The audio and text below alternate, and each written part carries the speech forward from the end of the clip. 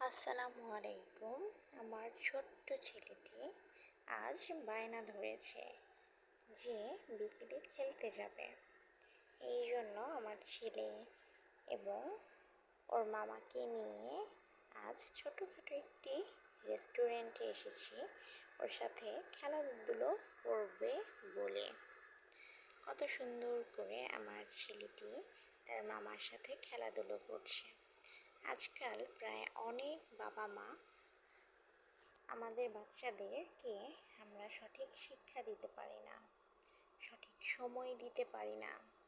যেমন তাদেরকে mobile games, television এছাড়াও এ ধরনের আরও অনেক অ্যাপস ব্যবহারের মাধ্যমে আমরা আমাদের সন্তানদের এগুলোতে ব্যস্ত রাখি। তবে আমরা ভুলে যাচ্ছি যে এরা আমাদের ভবিষ্যৎ, আমাদের সম্পদ।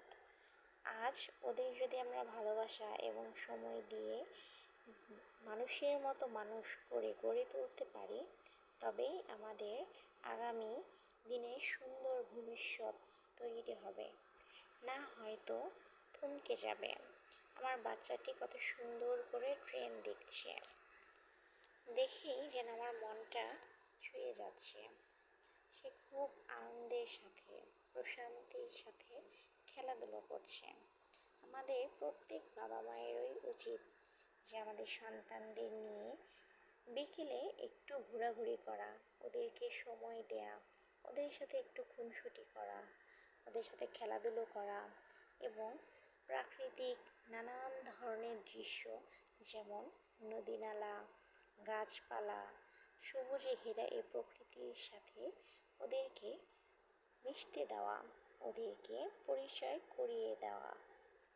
এতে করে আমাদের সন্তানের ভবিষ্যৎ সুন্দর হবে এবং ওরা নিজেদের মতো করে ওদেরকে গঠন করতে পারবে। এই জন্য আমাদের